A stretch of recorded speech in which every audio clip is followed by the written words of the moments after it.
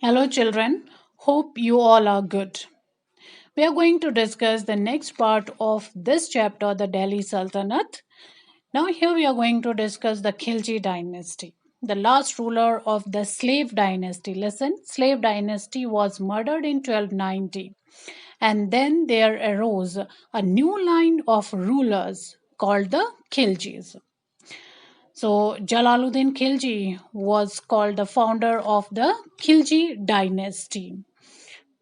The term Khilji was their designation, meaning in Turkic languages, swordsmen, although they had played a conspicuous role in the success of Turkic armies in India. They had always been locked down upon by the leading Turks. Alauddin Khilji, a nephew and son-in-law of Jalaluddin Khilji, killed him and succeeded the throne. He became the first Turkish Sultan of Delhi, separating religion from politics. The most important experiment was to attempt and to control the markets. After murdering the last slave king Kaikobad Balban, Jalaluddin Khilji founded the Khilji dynasty in 1290. After 6 years in 1296, Jalaluddin Khilji was killed by his nephew Alauddin Khilji. Alauddin had to face rebellion of Mongols, but he killed most of them near Delhi. He captured Malwa, Gujarat, Ranthambore, and Chittor. Alauddin's military commander Malik Kafur captured many territories and collected immense booty for the Sultan. Reforms introduced by Alauddin Khilji. After controlling the most of northern India, he brought many changes like market regulations. Yes, children, he did changes in market. He divided the market. One market for the commodities like food grains, then second market for the costly cloths, and third market for horses. Three markets were there, and prices were fixed of commodities like food grains, cloths, sugar, cooking oil. But prices were fixed. He provided help for the soldiers, means they were provided extra facilities. He built the markets, as I told you, three markets he built. Then expedition towards Deccan. He conquered Yadavas, Kakatiyas, Hosyalas, and Pandyas, but he did not annex them. Then military reforms. Very important topic that he did many changes. He imported horses. Here, branding of the horses was done, and he provided I card to every soldier. It means that they were given chera. Chera means I card. Then he did reforms in revenue system. He cancelled all land grants given to Muslim landlords, handled Hindu landlord harshly. Two officers were appointed for this department who could control this process, and they punished those who violated these regulations. As Alauddin Khilji imposed restrictions on the moves, decision, and action of the nobles. So, in this manner, Alauddin Khilji did many reforms which facilitated the people of Delhi and which improved the condition of Delhi Sultanate. Now we are going to study about Tughlaq dynasty. In 1320, Ghazi Malik ended the Khilji dynasty and established Tughlaq dynasty. His son, Jana Khan, succeeded him, and he got the title Muhammad bin Tughlaq. Innovative ideas of Muhammad Tughlaq led him to ruin. These ideas included first, transfer of capital. He transferred his capital to Daulatabad and to have a better control, and then, due to some reasons, transferred the capital back to Delhi. This made people suffer a lot and caused loss of life and resources. Tughlaq took that decision because he felt that decision was good, but its results were very harmful for him as well as for his sultanate. Then he was given nicknamed the wisest fool.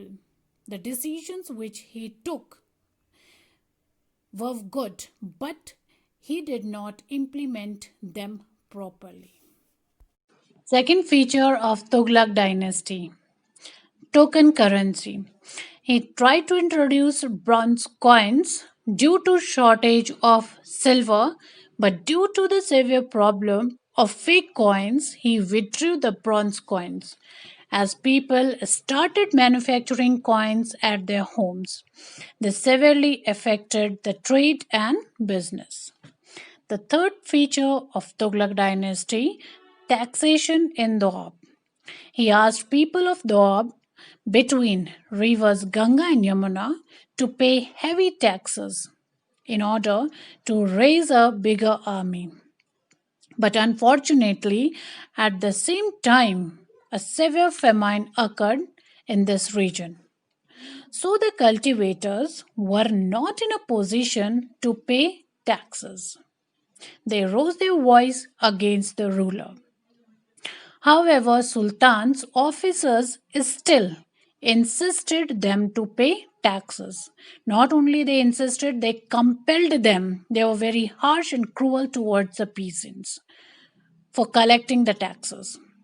So Sultan decided to give them loans, seeds and dig wells. And the seeds they were given free of cost. People used the loans to meet their needs. As a result, the whole scheme failed, resulting in heavy losses for the Sultan. Now we are going to discuss Sultanate Administration.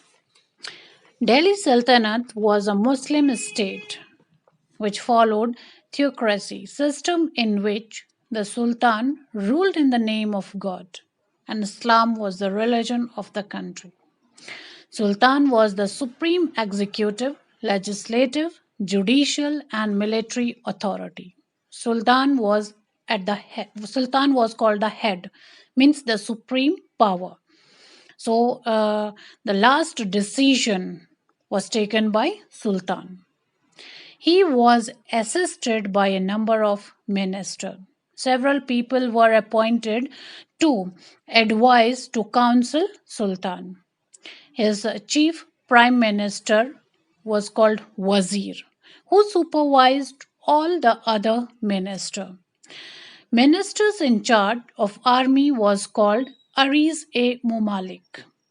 Diwan was the finance minister and Qazi was the chief of justice department. Provincial administration. Sultanate was divided into provinces Malwa, Kandesh, Deccan, Gujarat, Jaunpur, and Bengal. And these were called as iktas.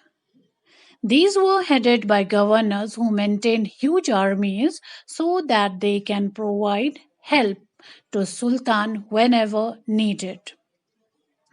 Provinces, which were also known as iktas, were further divided into smaller parts, which were called sheikhs. And these sheikhs were looked after by sheikhdars, or the head of the sheikhs were sheikhdars. Each village had a revenue officer who was called as patwari.